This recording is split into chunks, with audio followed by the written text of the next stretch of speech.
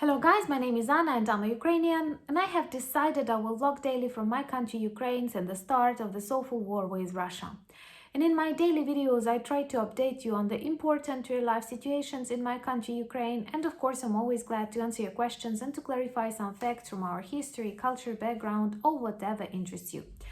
Russians often say that they have started war in Ukraine because of secret hidden military bases that are located everywhere in Ukraine.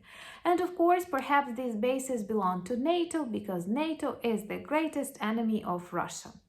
And I have to confess there was a foreign military base on the territory of Ukraine, but unfortunately it was not a NATO base, but a Russian base. And it was located in Crimea, in Sevastopol, where Black Sea Navy is dispositioned. And today, many ships there are on fire because of successful secret military operations, and I don't know if Ukrainian armed forces have something to do with that. I want to tell you a little bit about Sevastopol because this is almost the only city that I have visited in Crimea.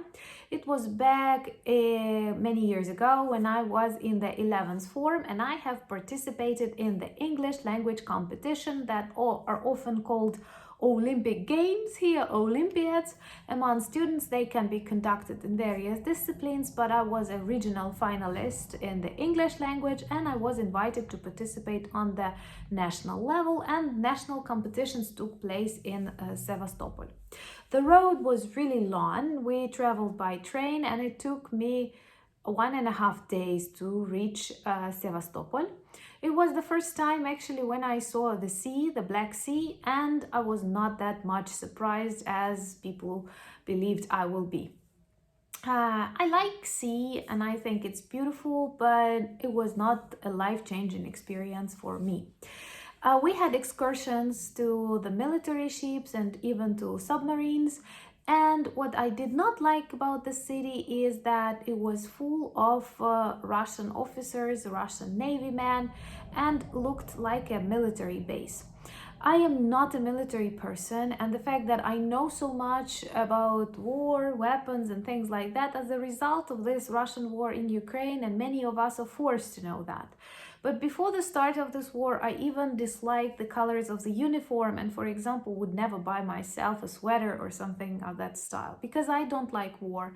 Maybe it was a premonition or something. I never liked it.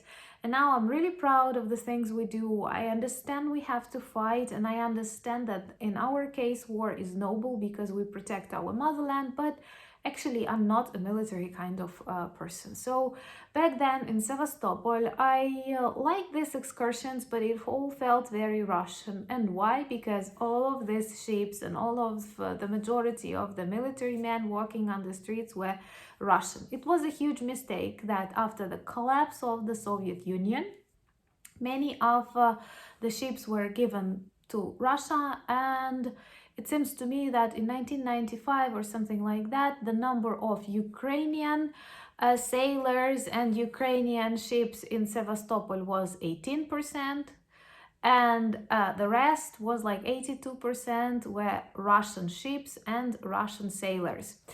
And later, Russia, being an occupier, dreaming about the revival of empire, Soviet Union, or whatever you call it, continued pushing Ukraine with gas prices, with Russia-financed politicians and so on, to allow them to stay longer on the territory of Ukraine. It seems to me that at the beginning, back from the 90s, the Russian fleet was allowed to stay in Crimea until 2017. And then when pro-Russian President Yanukovych appeared, who was financed directly from Russia, he signed a new law, or whatever you call it, allowing them to stay for 25 more years until 2042 or something like that. When this law was passed in Verkhovna Rada Ukraine, which is our parliament, huge debates were heard, and the Speaker of the parliament was actually hiding himself and covering himself with an umbrella because lots of eggs were directed at him. and it all looked very, very ugly, and the majority of Ukrainians realized that it was a mistake. And many of our problems started then, and I often speak that one of the reasons why this war continued was because of the tolerance of global leaders when Crimea was annexed. But I have to confess that one of the greatest reasons of Crimean annexation was Russian fleet, Russian navy that stayed there for years and was allowed to stay there after the end of the Soviet Union. That's why when you look at Crimea, you realize that there were lots of Ukrainian Tatar civilians who wanted to continue living in a beautiful and independent and most importantly free Ukraine. But at the same time, there were lots of Russian military men, Russian professional military men who lived for decades in Crimea, had their flats, had their friends, had everything. Imagine Crimea a part of their life. And when this green man appeared in 2014 trying to occupy Crimea, trying to annex it, they had much support, not among Ukrainians, but among those Russian military men who were professionally serving there and who were actually expecting a moment like that to happen just to take back Crimea. So today we see that lots of Ukrainian military operations are successful, and if they attack our civilian targets with drones and other dangerous things, we attack only military objects. But with each passing day, there are more and more things that we are able to achieve. And I'm really, really proud of that.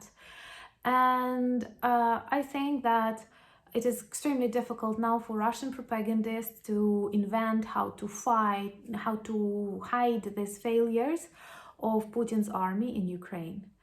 And also it is very symbolic because this Russian fleet in Crimea was one of our greatest mistakes, and I'm sure after we win this war, when Crimea returns back home to Ukraine, such mistakes will never happen again. And that would be great to have NATO ships and ships from other allies to stand there and to train Ukrainian soldiers, to exchange experience, and maybe to return Crimea back to its normal resort status. And also, I read that Russia decided to stop the grain deal exactly after this failure, but we all know that the majority of agreements they sign, they never fulfill, so it is not a great loss because they did not follow the plan of that agreement anyway. So one more success of Ukrainian or not Ukrainian, you never know, operation in Crimea, and I'm sure Crimea is Ukraine, and even Elon Musk will soon see and understand that and make another tweet.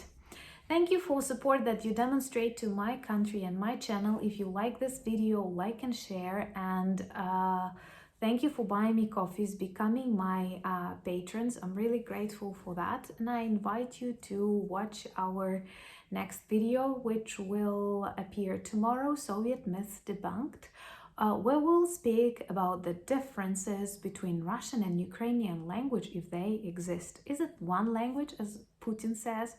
Perhaps not. Thank you once again for watching and your support. Slava Ukraini!